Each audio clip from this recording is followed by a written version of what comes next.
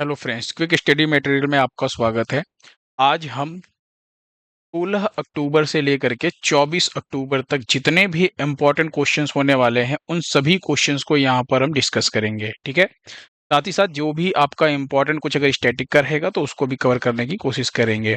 सबसे पहले क्वेश्चन की तरफ चलते हैं। आज का जो हमारा पहला क्वेश्चन है वो है, बंगाल की खाड़ी में बने चक्रवाती तूफान दाना का जो नामकरण है वो किसने किया है। देखिए, बात करें अगर यहाँ पर तो ये जो दाना है, दाना एक बहुत ही भयंकर चक्रवाती तूफान है और आज या कल में उम्मीद है कि अगर हम बात करें यहाँ पे आज और कल का मतलब ये है कि शुक्रवार या शनिवार की बात कर रहे हैं हम। अ, यहाँ पे ना ये जो चक्रवात है ये आप यहाँ पर देख रहे हैं, ये जो चक्रवात बन रहा है ये चक्रवात जो है बंगाल की खाड़ी में बन रहा है और ये जो चक्रवात है इसका नाम दाना है। और ये आप यहाँ पर नोटिस कर रहे होंगे, ये उड़ीसा है ना, और यहाँ पर क्या है, पश्चिम बंगाल है इधर, ये उड़ीसा का तट है, यहाँ पे आंध्र प्रदेश है। तो खास करके सबसे ज्यादा जो नुकसान होने वाला है वो उड़ीसा के तट को होने वाला है। फिलहाल एनडीआरएफ की जो टीम है, बाकी जो भारत सरकार ने बहुत से उपाय ऑलरेडी कर रखे हैं सुरक्षा के, कि हम अपना बचाव जो है वो यहाँ पर कर सकें। लेकिन फिर भी ये इस चक्रवात जो है ये बहुत ही भयंकर, मतलब अपने आप को मजबूत करता जा रहा है काफी। मतलब ये जो चक्रवात है बहुत ही नुकसानदायक है, यानी कि इसकी वजह से बहुत सारी भारी वर्षा होने वाली है। उड़ीसा के तट को पार करते हुए बिहार में भी हो सकता है ये अपना असर दिखाए, झारखंड में भी अपना असर दिखाए। तो आपको ध्यान रखना है कि पहला क्वेश्चन क्या बन सकता है इंपॉर्टेंट एग्जाम के लिए, कि कहाँ पर बना है, तो बंगाल की खाड़ी में उठा है ये चक्रवाती तूफान। और दूसरा, इसका नाम क्या है, दाना, और दाना नामकरण किसने किया, जो कि सबसे ज्यादा जरूरी है। आपको ध्यान रखना है जो इसका दाना नामकरण किया है वो किया है कतर ने। किसने? कतर जो है आपका बिल्कुल सही है, ऑप्शन ए। ठीक है, पश्चिम बंगाल और आपको ध्यान रखना उड़ीसा के तट पर टकरा सकता है। ठीक है, बहुत ही इंपॉर्टेंट क्वेश्चन है आज का ये। दूसरे क्वेश्चन की तरफ चलते हैं। एडीबी का 69वां सदस्य कौन बना है? आप सभी लोगों को पता है एडीबी की बात कर रहे हैं, यानी एशियन डेवलपमेंट बैंक की बात कर रहे हैं, एशियाई विकास बैंक की। एशियाई विकास बैंक में अब तक 68 सदस्य देश थे, जो अब बढ़ करके कितना हो गया है, 69।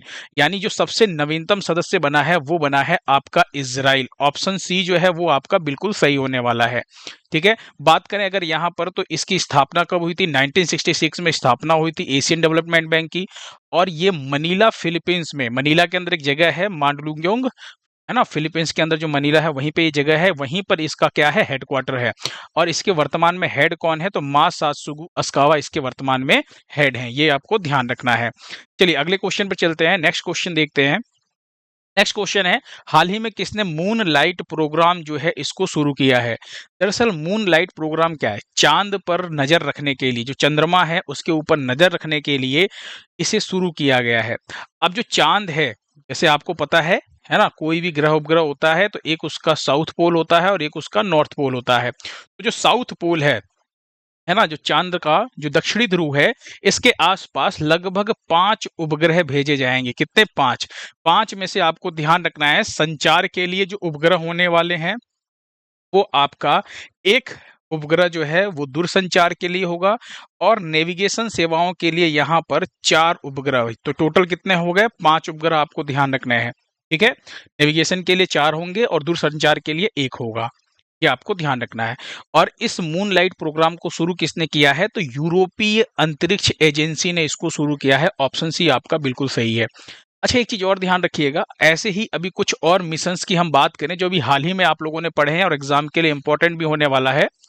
क्रू 9 मिशन की बात करते हैं। क्रू 9 मिशन जो है ये अभी जो सुनीता विलियम्स और जो फंस गए थे अंतरिक्ष में यात्री, उनको निकालने के लिए नासा और स्पेस एक्स का ये एक संयुक्त मिशन था। याद आ रहा होगा अभी आप लोगों को, है ना। पोलरिस डाउन मिशन की बात करें तो ये स्पेस एक्स ने लॉन्च किया था अंतरिक्ष में, जो स्पेस के अंदर जो चहलकदमी करवाने के लिए, है ना, यानी उनको स्पेस वॉक करवाने के लिए ये एक साथ 4 लोगों को लेकर के जा सकता है। इस मिशन का नाम है पोलरिस डाउन मिशन। एक बेबी कोलंबो, ध्यान रखिएगा, ये बेपी कोलंबो जो मिशन है ये भी काफी चर्चा में था। इसे दरअसल 2018 में लॉन्च किया गया था। और ध्यान रखिएगा, बुध जो ग्रह है ना, उसके दक्षिणी ध्रुव की पहली बार इसने फोटो ली थी अभी हाल ही में, इसलिए काफी चर्चा में था ये मिशन। रूपेक्स मिशन, ये एक चंद्रमा का, है ना, अभियान है, चंद्र मिशन है, जो जापान की स्पेस एजेंसी जाक्सा के साथ भारत की स्पेस एजेंसी इसरो मिलकर के काम कर रही है इसके ऊपर। EOS-8 यानी अर्थ ऑब्जर्वेशन सैटेलाइट 8 जो है, इस सैटेलाइट को भी हाल ही में इसरो ने लॉन्च किया है, तो ये भी आपको ध्यान रखना है। नेक्स्ट क्वेश्चन देखिए, हाल ही में WHO ने किसे मलेरिया मुक्त घोषित किया है? देखिए, मलेरिया मुक्त की बात करें तो अभी तक टोटल 44 देश जो है वो मलेरिया मुक्त हो चुके हैं, ठीक है। और अभी इस साल की बात करें तो इस साल ये तीसरा देश है जो मलेरिया मुक्त हो रहा है। यानी अगर हम बात करें, आपको ध्यान रखना है, मिस्र जो है वो आपका मलेरिया मुक्त हुआ। भारत की बात करें तो भारत ने भी लक्ष्य बना रखा है, भारत अभी मलेरिया मुक्त घोषित नहीं हुआ है। 2030 तक जो है भारत मलेरिया मुक्त घोषित हो जाएगा, है ना। पहला देश कौन सा है? यूएई, दूसरा मोरक्को और तीसरा अब आपका मिस्र बन गया है, ठीक है। अच्छा, ये मलेरिया मुक्त जैसे WHO की बात करें तो WHO जो है इसकी फुल फॉर्म क्या होती है? World health organisation. 7 अप्रैल 1948 में इसकी स्थापना हुई थी। इसका जो हेडक्वार्टर है वो जिनेवा स्विट्जरलैंड में है।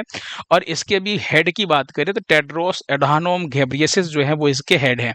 7 अप्रैल को इसकी स्थापना हुई थी, इसलिए विश्व स्वास्थ्य दिवस 7 अप्रैल को मनाया जाता है, 7 अप्रैल को।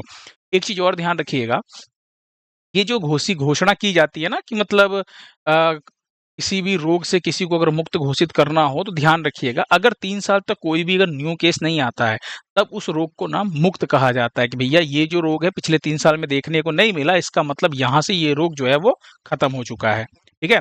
बात करें अगर मलेरिया की तो बहुत इंपॉर्टेंट है।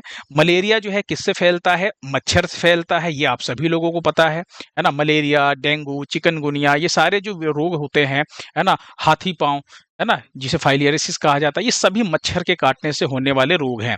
यहाँ पे अगर हम बात करें तो इस रोग का वाहक कौन है? तो मादा एनाफिलीज मच्छर है, ये कई बार एग्जाम में पूछा गया है।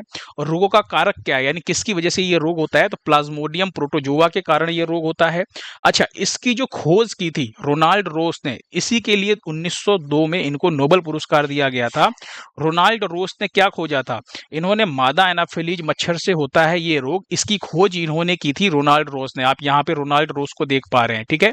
अच्छा, रोग के निवारक की बात करें, इसकी जो दवाई बनाई जाती है ना, कुनैन, क्या है? मलेरिया का दवाई है। कैसे बनता है ये? तो सिनकोना वृक्ष की छाल से, ये आप देख रहे हैं सिनकोना वृक्ष की छाल है, इसका यूज करते हुए कुनैन को बनाया जाता है। देखिए, अभी वर्तमान में तो कुनैन का यूज काफी कम होता है। अभी एलोपैथी में बहुत सी मेडिसिन आ गई हैं जिसके अंदर अभी आपको ध्यान रखना है कुनैन का यूज कम होता है, लेकिन फिर भी आपको ध्यान रखना है क्योंकि एग्जाम के लिए इंपॉर्टेंट है, बार बार ये चीज पूछी जाती है, ठीक है। किस वृक्ष की छाल से? तो सिनकोना वृक्ष की छाल से। नेक्स्ट क्वेश्चन देखिए, वियतनाम के राष्ट्रपति कौन बने? अभी हाल ही में अगर हम बात करें तो लुओंग कुओंग जो है ये वियतनाम के राष्ट्रपति बनाए गए हैं। अच्छा, कैस सैयद, अभी आपने पढ़ा था ट्यूनेशिया की बात कर रहे हैं ना, ट्यूनेशिया की बात करें तो ये अभी ट्यूनेशिया के राष्ट्रपति बने हैं। क्लाउडिया सिनबाम, ये बहुत इंपॉर्टेंट है ना, मैक्सिको की पहली महिला राष्ट्रपति बनी है ना, ध्यान रखिएगा, फर्स्ट वुमन राष्ट्रपति, है ना, वुमन प्रेसिडेंट बनी है, इसलिए ये क्वेश्चन जो है बहुत ज्यादा इंपॉर्टेंट होने वाला है। हरिनी अमर सूर्या की बात करें तो आप सभी लोगों को पता है कि श्रीलंका की अभी हाल ही में क्या बनी है? राष्ट्रपति बनी है, ठीक है। लुओंग कुओंग की बात करें तो ये कम्युनिस्ट पार्टी के हैं। अच्छा, एक और चीज क्वेश्चन पूछा जाता है कि जो वियतनाम है इसकी संसद को क्या कहा जाता है? ये क्वेश्चन स्टैटिक जीके में पूछा जा चुका है, तो आपको ध्यान रखना है, इसकी संसद को नेशनल असेंबली कहा जाता है। क्या कहा जाता है? नेशनल असेंबली, ठीक है। अगला क्वेश्चन देखिए, 18वां प्रवासी भारतीय दिवस जो है ये कहाँ आयोजित किया जाएगा? तो 18वां प्रवासी भारतीय दिवस की बात कर रहे हैं, अभी इस बार 18वां मनाया जा रहा है। पहली चीज आपको ध्यान रखना है कि ये जो 18वां प्रवासी दिवस है इसका जो आयोजन किया जाएगा वो 8 से 10 जनवरी 2025 में किया जाएगा। कब किया जाएगा? 2025 में। अभी 2024 चल रहा है ना, अक्टूबर चल रहा है, और जनवरी 2025 में इसका आयोजन किया जाएगा। इसकी जो शुरुआत हुई थी 2003 से इसकी शुरुआत हुई थी, है ना। हर 2 साल में इसका आयोजन किया जाता है, यानी आपको याद हो अगर तो 2023 में इसका आयोजन किया गया था। इसके जस्ट पहले 2023 में 17वां प्रवासी भारतीय दिवस का आयोजन किया गया था। कहां पर? तो आपको ध्यान रखना है, इंदौर मध्य प्रदेश में 17वां हुआ था, और अब ये भुवनेश्वर में 18वां, यानी भुवनेश्वर यानी उड़ीसा। देखिए ध्यान रखिएगा, अगर भुवनेश्वर जगह का नाम पूछे तो ठीक है, और राज्य का नाम पूछे तो आपको ध्यान रखना है उड़ीसा में, ठीक है, दोनों चीज याद रखिएगा। भुवनेश्वर में जो जनता मैदान है वहां पर इसका आयोजन किया जाएगा। ये मनाया क्यों जाता है तो आपको ध्यान रखना है, जो प्रवासी भारतीय दिवस मनाया जाता है, दरअसल ये 8 से 10 जनवरी को मनाए जाने के पीछे एक रीजन भी है। चूंकि हुआ क्या था, 9 जनवरी, है ना, 9 जनवरी को क्या हुआ था, गांधी जी वापस भारत आए थे। कब? गांधी जी जो है वापस भारत आए थे, इसलिए ये प्रवासी भारतीय दिवस जो है ये मनाया जाता है। ठीक है, चलिए अगला क्वेश्चन देखिए। सैन्य खुफिया शहीदों को समर्पित देश के पहले सतर्क पार्क का उद्घाटन कहां पर किया गया है? देखिए, सतर्क पार्क जो है इसका उद्घाटन किया गया है पुणे के अंदर। पुणे कहां पर है? तो महाराष्ट्र में है पुणे। ठीक है, दरअसल आपने रॉ एजेंसी और बहुत से ऐसे इंटेलिजेंस एजेंसियों के बारे में आपने पढ़ा होगा। मतलब भारत के बहुत से ऐसे जवान हैं जो खुफिया तौर पर काम करते हैं। तो वो जो सैन्य खुफिया लोग हैं जो शहीद हो गए हैं, है ना, अपने देश के लिए अपने आप को समर्पण कर चुके हैं, तो उन शहीदों को याद करने के लिए सतर्क पार्क का उद्घाटन किया गया है। और इस सतर्क पार्क के अंदर एक दीवार बनाई गई है। जो आप दीवार देख रहे हैं ना, इसे क्या कहा जाएगा? इसे वीरता की दीवार कहा जाएगा। क्या कहा जाता है? वीरता की दीवार। और आपको ध्यान रखना है, ये जो वीरता की दीवार है, इस दीवार के ऊपर इन वीरों की उपलब्धियां अंकित की गई है। जैसे ये मूर्ति लगी है, फोटो लगाई गई है, और फिर इसी के नीचे इनकी जो उपलब्धियां हैं वो इसके नीचे अंकित की गई है।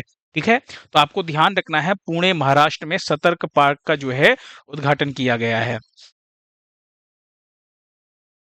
अगला देखिए, ISSF athlete of the year किसे घोषित किया गया है? किसकी बात कर रहे हैं? आईएसएसएफ का मतलब क्या है? ये शूटिंग के जो बेस्ट प्लेयर है ना, शूटिंग के अंदर, उसके अंदर ना एथलीट ऑफ द ईयर घोषित किया गया। यानी आप ये कह सकते हैं शूटिंग के बेस्ट प्लेयर कौन इस बार घोषित हुए हैं। ठीक है, तो यहाँ पर आपको दो लोग दिख रहे होंगे। एक आपको दिख रहे हैं लियू यूकेन।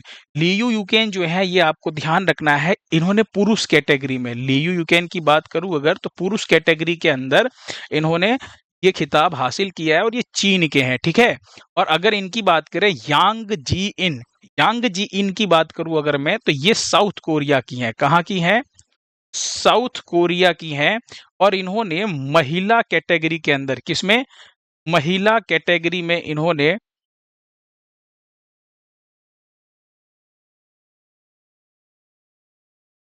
महिला कैटेगरी में इन्होंने ये जो खिताब है ये हासिल किया है। ठीक है, तो ये आपको ध्यान रखना है। आप क्या कह सकते हैं?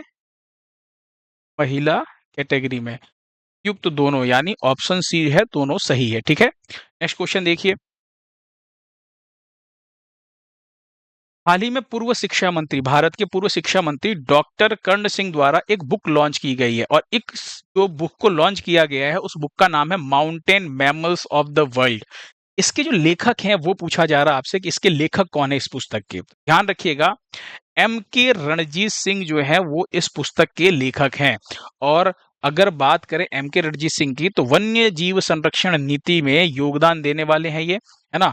ये मध्य प्रदेश के कलेक्टर भी रह चुके हैं। और ध्यान रखिएगा, मध्य प्रदेश का जो राष्ट्रीय जो राजकीय पशु है वो क्या है? बारहसिंघा, है ना। तो बारहसिंघा और हिम तेंदुआ के संरक्षण में भी इन्होंने योगदान दिया था। ये वो पुस्तक है, ये वो बुक है जो आप देख रहे हैं यहाँ पर, है ना।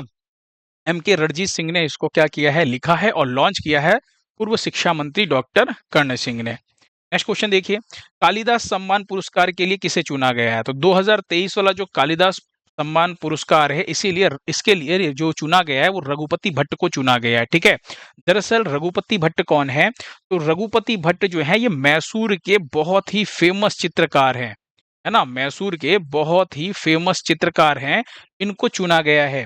और ध्यान रखिएगा, गंजीफा लघु चित्रकला को पुनर्जीवित करने वाले हैं, इसलिए इनके नाम के आगे गंजीफा रघुपति भट्ट लिखा गया है। बात करें अगर यहाँ पर, है ना, तो मैसूर चित्रकला भाई सीधी सी बात है, इसके लिए तो फेमस है ही।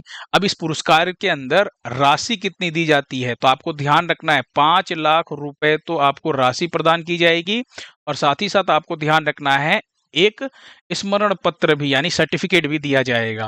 ठीक है, नेक्स्ट क्वेश्चन देखिए।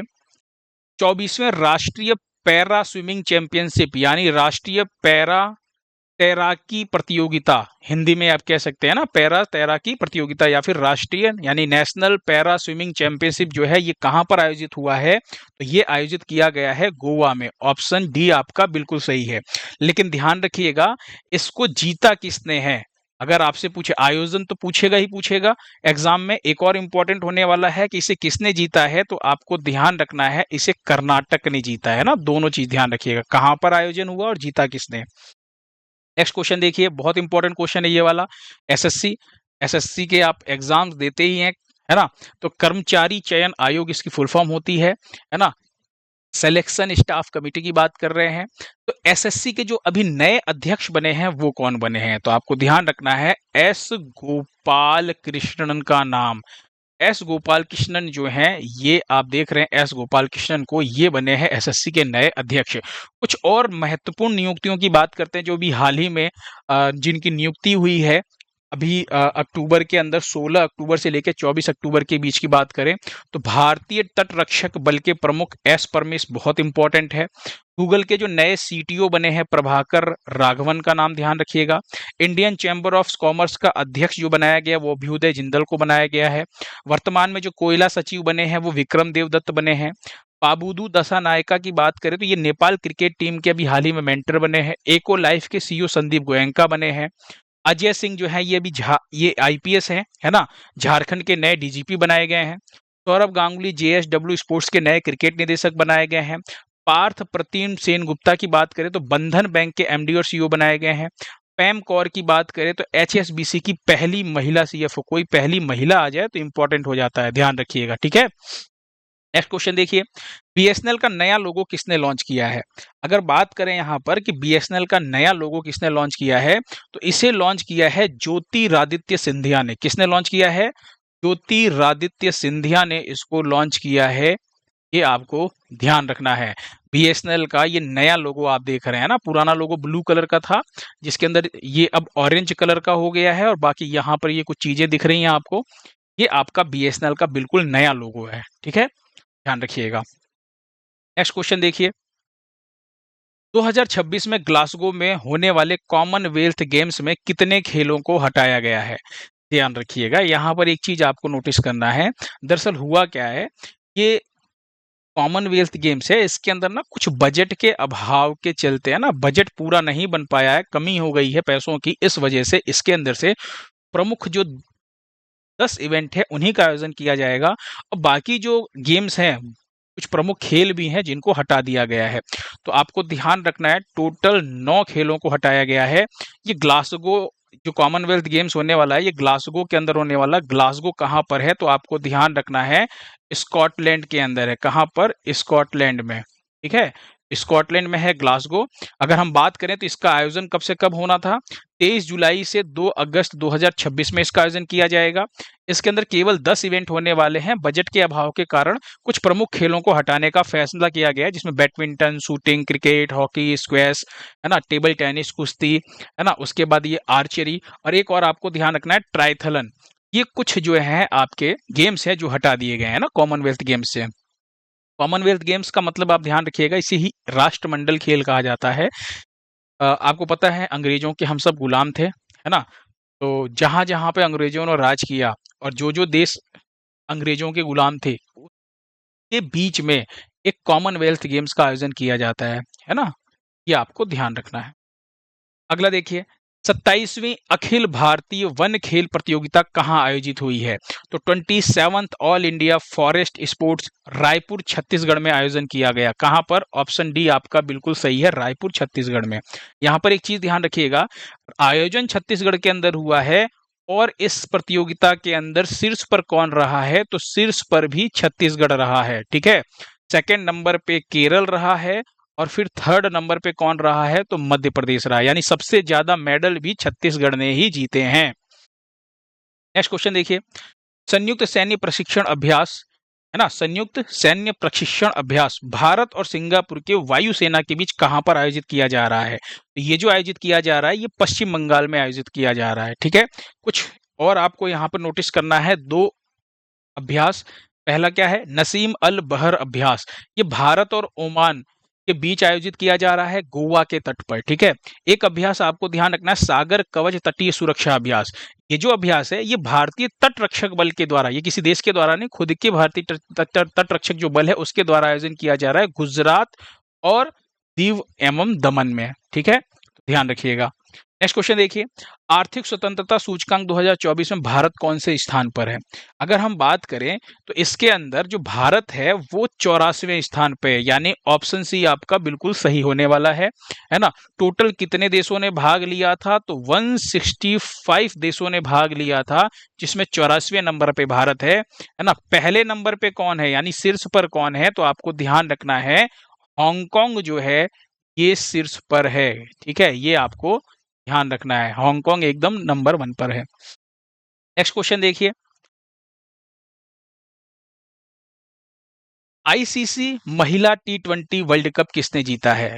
लास्ट क्लास में आप लोगों ने पढ़ा था इसको कि आईसीसी वर्ल्ड कप का आयोजन कहां पर किया जा रहा है। तो इसका आयोजन यूएई में दुबई के अंदर किया गया था। ठीक है, और अब इसे जीता किसने है? तो आपको ध्यान रखना है न्यूजीलैंड ने जीता है, और पहली बार जीता है ना। आज से पहले इसने कभी ये खिताब अपने नाम नहीं किया था। किसको हरा करके जीता है? तो दक्षिण अफ्रीका को हरा करके पहली बार न्यूजीलैंड ने ये जो खिताब है ये अपने नाम किया है। ठीक है, अब यहाँ पे ना कुछ और चीजें आपको मैं याद दिलाऊं। टेस्ट क्रिकेट में 9000 रन बनाने वाले चौथे भारतीय प्लेयर, टेस्ट क्रिकेट की बात कर रहे हैं, 9000 रन बनाने वाले जो पहले, ध्यान रखिएगा ये टेस्ट है ना, टेस्ट मैच की बात कर रहे हैं, चौथे भारतीय खिलाड़ी जो बने हैं वो कौन बने हैं? विराट कोहली बने हैं। ठीक है, एक आपको ये ध्यान रखना है। इसके पहले सचिन है, राहुल द्रविड़ है, सुनील गावस्कर है। टेस्ट क्रिकेट में 300 विकेट लेने वाले गेंदबाज, जो सबसे कम गेंदों में जिन्होंने विकेट लिया है, टेस्ट की ही बात कर रहे हैं है ना। सबसे आपको ध्यान रखना है, सबसे कम गेंद में 300 विकेट लेने वाले जो गेंदबाज बने हैं वो आपको ध्यान रखना है। विकेट लेने वाले कगिसो रबाडा का नाम आपको ध्यान रखना है। बहुत बार आपने इनके बारे में पढ़ा होगा ना। रबाडा कहाँ के हैं? साउथ अफ्रीका के प्लेयर हैं। ठीक है, इन्होंने टेस्ट क्रिकेट के अंदर सबसे कम बॉल में 300 विकेट का निकाल जो खिताब है अपने नाम पे किया है। ठीक है, अगला क्वेश्चन देखिए, मिशन वसुंधरा 3.0 इसे किसने लॉन्च किया है? तो इसे असम के मुख्यमंत्री हिमंता बिस्वा शर्मा ने लॉन्च किया है। ठीक है, असम में भूमि अधिकार प्रदान करने के लिए इसको लॉन्च किया गया, यानी आप ये कह सकते हैं इसका जो लक्ष्य क्या है, 2 साल के भीतर सभी जमीनी मालिकों को जमीन का पासबुक जो है मुहैया कराना है ना। और ये आपको ध्यान रखना है, असम के मुख्यमंत्री हिमंता बिस्वा शर्मा ने लॉन्च किया है। समझ में आया? अभी हाल ही में असम के अंदर ही एक फेस्टिवल मनाया गया है, और क्या नाम है उस फेस्टिवल का? कटी बिहू फेस्टिवल। क्या नाम है? कटी बिहू फेस्टिवल नाम है। ठीक है, कटी बिहू फेस्टिवल, ये अभी हाल ही में असम में मनाया गया है। नेक्स्ट क्वेश्चन देखिए, विश्व सांख्यिकी दिवस कब मनाया जाता है? तो विश्व सांख्यिकी दिवस की बात करें तो ये मनाया जाता है वर्ल्ड स्टैटिस्टिक्स डे 20 अक्टूबर को मनाया जाता है। कब मनाया जाता है? 20 अक्टूबर को। अच्छा, 21 अक्टूबर को आपको ध्यान रखना है पुलिस स्मृति दिवस और विश्व आयोडीन अल्पता जागरूकता दिवस मनाया गया। एक आपका मनाया जाता है 22 अक्टूबर को अंतरराष्ट्रीय हकलाना जागरूकता दिवस, है ना, ये आपको ध्यान रखना है। अच्छा, विश्व सांख्यिकी दिवस की अगर हम बात करें तो ये हर 5 साल में मनाया जाता है। ठीक है, और पहली बार इसको कब मनाया गया था? तो 20 अक्टूबर 2010 को पहली बार इसको मनाया गया था। यहीं पे आपको ध्यान रखना है, ये तो विश्व सांख्यिकी दिवस है, एक आता है आपका राष्ट्रीय सांख्यिकी दिवस। क्या आता है?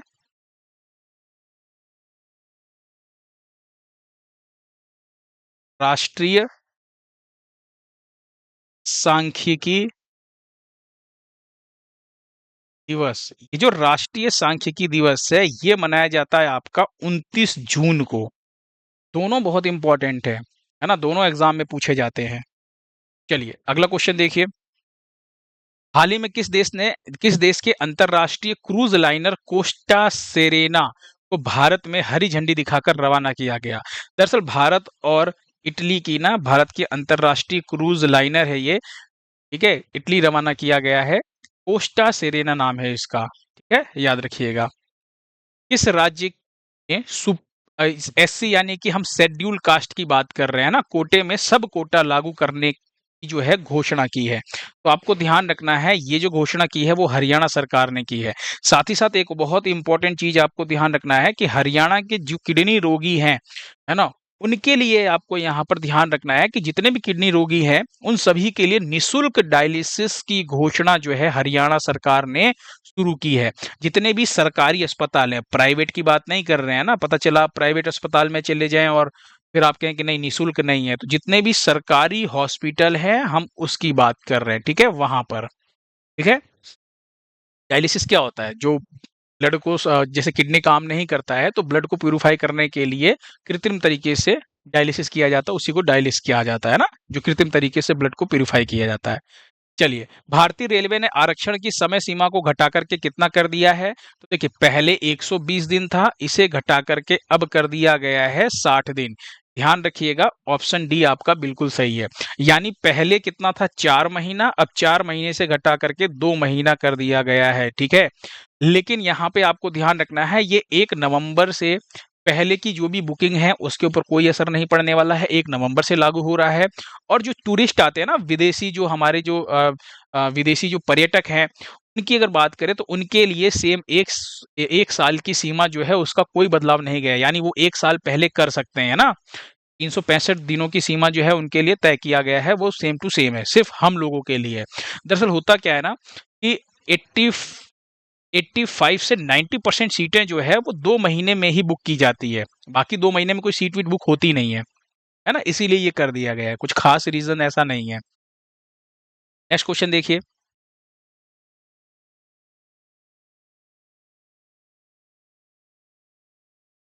भारतीयों के लिए नई वीज़ा ऑन अराइवल नीति ये किसने पेश किया है? तो ये जो नीति पेश की है, ये पेश किया है यूएई ने। किसने पेश किया है? यूएई ने। ऑप्शन डी जो है वो आपका बिल्कुल सही हो जाएगा। नेक्स्ट क्वेश्चन देखिए। राष्ट्रीय महिला आयोग का अध्यक्ष किसे बनाया गया है? राष्ट्रीय महिला आयोग जिसकी स्थापना 31 जनवरी 1992 में की गई थी और इसका जो मुख्यालय है वो नई दिल्ली भारत में है। राष्ट्रीय महिला आयोग यानी नेशनल कमीशन फॉर वुमेन की बात कर रहे हैं। इसका जो अध्यक्ष बनाया गया है वो बनाया गया है विजया रहाटकर को। किसको बनाया गया है? विजया रहाटकर को बनाया गया है, ठीक है? नेक्स्ट क्वेश्चन देखिए। हाल ही में 50 अंतरराष्ट्रीय गोल करने वाली पहली भारतीय महिला कौन बनी है? तो आपको ध्यान रखना है बाला देवी बनी है। कौन बनी है? बाला देवी, है ना? भारत की गोल मशीन इनको कहा जाता है, उपनाम देता है ना खिलाड़ियों को, वैसे ही आपको ध्यान रखना भारत की गोल मशीन इनको नाम दिया गया है। नेक्स्ट क्वेश्चन देखिए। बसंत अनंत गाडगिल कौन थे जिनका हाल ही में निधन हुआ है? दरअसल बसंत अनंत गाडगिल जो है ये एक संस्कृत विद्वान है, मतलब थे, अब तो इनका निधन हो गया है। साथ ही साथ आपको ध्यान रखना है शारदा, जो नाम लिख रहा हूँ ध्यान से सुनिएगा, एग्जाम में ऐसे ही पूछ लिया जाता है ना, ज्ञान पीठम, शारदा ज्ञान पीठम के संस्थापक भी थे ये, ठीक है? शारदा ज्ञान पीठम के संस्थापक और संस्कृत विद्वान थे। 94 वर्ष की आयु में इनका क्या होता है? निधन होता है। कहाँ पर होता है? तो पुणे में इनका निधन होता है, ठीक है? एक नाम और ध्यान रखिएगा और वो नाम क्या है? देवराज रॉय। क्या नाम है? देवराज रॉय। देवराज रॉय जो है ये एक एक्टर थे यानी अभिनेता थे। इनका भी अभी हाल ही में निधन हुआ है, ये नाम भी ध्यान रखिएगा। नेक्स्ट देखिए। किस राज्य में मदरसों में संस्कृत जो है अनिवार्य विषय के रूप में पढ़ाई जाएगी? ध्यान रखिएगा मदरसों में, है ना? क्वेश्चन थोड़ा सा सेंसिटिव है तो हो सकता है एग्जाम में पूछा जाए आपसे, तो ध्यान रखिएगा ऑप्शन सी जो है बिल्कुल सही होने वाला है। उत्तराखंड राज्य के अंदर, उत्तराखंड के जो मदरसा बोर्ड है उसके अंदर ये फैसला लिया गया है संस्कृत को अनिवार्य विषय के रूप में यहाँ पर पढ़ाया जाएगा, ठीक है? नेक्स्ट क्वेश्चन देखिए। Asia HRD life time achievement award से किसे सम्मानित किया गया है? ये जो सम्मानित किया गया है इस अवार्ड से एम के स्टालिन को किया गया। एम के स्टालिन की बात करें तो ये तमिलनाडु के मुख्यमंत्री हैं, तमिलनाडु के सीएम है एम के स्टालिन, है ना? ध्यान रखिएगा इनको एचआरडी लाइफ टाइम अचीवमेंट से सम्मानित किया गया है। अगला क्वेश्चन देखिए। गुरप्रीत पाल सिंह ने एको विश्व शतरंज चैंपियनशिप में कौन सा पदक जीता है? तो इन्होंने गोल्ड मेडल जीता है। ऑप्शन ए जो है आपका बिल्कुल सही है। ये जो आयोजन हुआ था ये कहां पर हुआ था? ग्रीस के अंदर एक जगह है क्रीट, वहां पर इसका आयोजन किया गया था। एको की फुल फॉर्म क्या होती है? अमेटर चेस ऑर्गेनाइजेशन, है ना, एसीओ। और इसके अंदर इन्होंने स्वर्ण पदक जीता था। ठीक है, नेक्स्ट क्वेश्चन देखिए। आवासीय विद्यालयों का नाम महर्षि वाल्मीकि के नाम पर रखने की जो घोषणा है वो किस राज्य ने की है? तो यहाँ पर ध्यान रखिएगा, कर्नाटक राज्य जो है उसने की है। सिद्धारमैया जो कि वहाँ के मुख्यमंत्री हैं, उन्होंने जो एससी जो शेड्यूल ट्राइबल है ना, उसकी बात कर रहे हैं यहाँ पर हम, के लिए ये घोषणा की गई है। और जितने भी सरकारी आवासीय विद्यालय हैं उनके नाम जो है वो महर्षि वाल्मीकि के नाम पर रखने की घोषणा की गई है। ठीक है, आप ध्यान रखिएगा। बाल श्रम आधारित कलाकृति के लिए किसने ब्रिटेन में पुरस्कार जीता है? तो ये जो पुरस्कार जीता है ये अदिति आनंद ने जीता है। कहां पर? ब्रिटेन के अंदर ये पुरस्कार जीता है बाल श्रम आधारित कलाकृति के लिए। आप यहां पर देख पा रहे हैं अदिति आनंद को। नेक्स्ट क्वेश्चन देखिए। स्कैम से बचो अभियान भारत सरकार ने किसके साथ मिलकर के शुरू किया है? आप यहाँ पे मार्क जुकरबर्ग को देख रहे हैं, इनकी एक कंपनी है मेटा, है ना, फेसबुक का नाम भी बदल करके मेटा किया गया था ना। फेसबुक, इंस्टाग्राम, मैसेंजर, ये सब जो आप यूज करते हैं ये सब किसके अंडर में आ रहा है? ये मेटा के अंदर में ही आता है। ठीक है, ऑप्शन बी आपका बिल्कुल सही है। भारत सरकार ने मेटा के साथ मिलकर के स्कैम से बचो अभियान जो है इसको शुरू किया है। बहुत इंपॉर्टेंट है, ध्यान रखिएगा। नेक्स्ट क्वेश्चन देखिए। फेमिना मिस इंडिया 2024 का खिताब किसने जीता है? तो ये जीता है निकिता पोरवाल ने। निकिता पोरवाल जो है ये मध्य प्रदेश की हैं। ठीक है, और 2024 का इन्होंने खिताब जीता है। 2023 का किसने जीता था? नंदिनी गुप्ता जो है, इन्होंने 2023 का खिताब जीता था। ठीक है, अब इन्होंने अपना खिताब जो है निकिता पोरवाल को पहनाया है जो कि मध्य प्रदेश की है। नेक्स्ट क्वेश्चन देखिए। भारत का दूसरा सबसे बड़ा तितली विविधता केंद्र किसे घोषित किया गया है? तो आपको ध्यान रखना है, काजीरंगा को घोषित किया गया है। पहला कौन सा है? तो पहला नमदाफा राष्ट्रीय उद्यान, ये पहला है। और दूसरा सबसे बड़ा काजीरंगा राष्ट्रीय उद्यान है।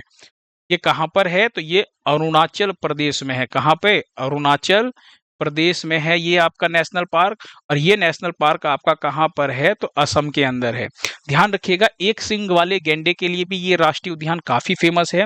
और सैटेलाइट फोन से कनेक्टेड होने वाला भारत का पहला नेशनल पार्क भी काजीरंगा राष्ट्रीय उद्यान है। कहां पर है ये असम के अंदर स्थित है। दूसरा सबसे बड़ा तितली विविधता केंद्र जो है इसे घोषित किया गया है। ठीक है, नेक्स्ट क्वेश्चन देखिए। मेरा हाउ चोंगबा महोत्सव कहाँ मनाया गया है? तो आपको ध्यान रखना है, मणिपुर में मेरा हाउ चोंगबा महोत्सव जो है इसका आयोजन किया गया है। अच्छा, अभी बात करें केरल की, तो अभी हाल ही में आपने पढ़ा था केरल के अंदर ओणम का आयोजन किया गया। असम की बात करें तो अभी कटी बिहू का आपने पढ़ा है हाल ही में। कटी बिहू का आयोजन अभी हाल ही में कहाँ पर? असम में किया गया। ठीक है, यहीं पे अगर हम बात करें तो तेलंगाना के अंदर अभी बथुकम्मा महोत्सव का आयोजन किया गया था, है ना। और केरल के अंदर ही अभी नेहरू बोट रेस का भी आयोजन किया गया था, वो भी ध्यान रखिएगा। अच्छा, चलिए मणिपुर की बात करते हैं। मणिपुर से रिलेटेड कुछ इंपॉर्टेंट चीजों की बात कर लेते हैं। एक यहाँ पर खोंगजोंग दिवस मनाया जाता है। कौन सा? खोंगजोंग दिवस। ये दिवस मणिपुर में मनाया जाता है। और अभी एक एसएससी के एग्जाम में पूछा गया क्वेश्चन है, हुनथडो सांस्कृतिक महोत्सव, इसका आयोजन कहाँ किया गया था? तो हुनथडो सांस्कृतिक महोत्सव जो है, इस महोत्सव का आयोजन मणिपुर में किया गया था। ये आपको ध्यान रखना है। ठीक है, नेक्स्ट क्वेश्चन देखिए। वैश्विक स्तर पर अपनी उपस्थिति बढ़ाने के लिए सिंगापुर में अपनी पहली शाखा यानी अपनी पहली जो ब्रांच है वो किसने खोली है? तो वो खोली है एचडीएफसी ने। ध्यान रखिएगा, लक्षद्वीप के अंदर पहली ब्रांच खोलने वाला अगर कोई प्राइवेट बैंक है, निजी बैंक की अगर हम बात करें तो कौन है? वो भी एचडीएफसी है। ठीक है, साथ ही साथ सिंगापुर में भी अपनी पहली शाखा इसने खोली है। नेक्स्ट क्वेश्चन देखिए। भारत के मुख्य न्यायाधीश है ना, सीजीआई डीवाई चंद्रचूड़ की बात कर रहे हैं, चीफ जस्टिस ऑफ इंडिया है ये। इन्होंने अपना उत्तराधिकारी किसे नामित किया है? दरअसल बात आपको ध्यान रखनी है, 10 नवंबर को ना ये रिटायर हो रहे हैं। अब 10 नवंबर को रिटायर हो रहे हैं तो इन्होंने क्या किया है, एक नाम की सिफारिश की है। नाम की सिफारिश किसके नाम की? संजीव खन्ना के नाम की सिफारिश की है। अब ये संजीव खन्ना जो है, आप यहाँ पे संजीव खन्ना को देख पा रहे हैं। हो सकता है कि आने वाले टाइम में सुप्रीम कोर्ट के जो मुख्य न्यायाधीश हो वो यही हो, होना भी इन्हीं को चाहिए अगर वरिष्ठता की बात करें उस हिसाब से तो। ठीक है। अच्छा, जब हम बात कर रहे हैं मुख्य न्यायाधीश की, तो भारत के मुख्य न्यायाधीश तो आपने पढ़े हैं।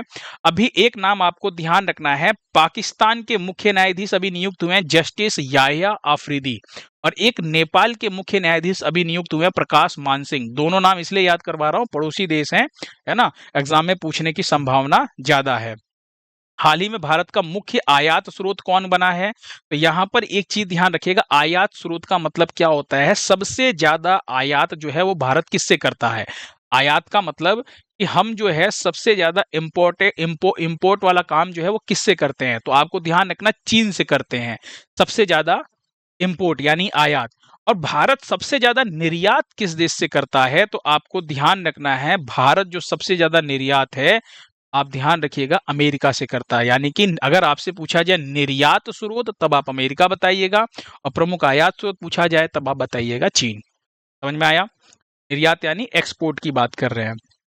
चलिए नेक्स्ट क्वेश्चन देखिए, विश्व खाद्य दिवस कब मनाया जाता है?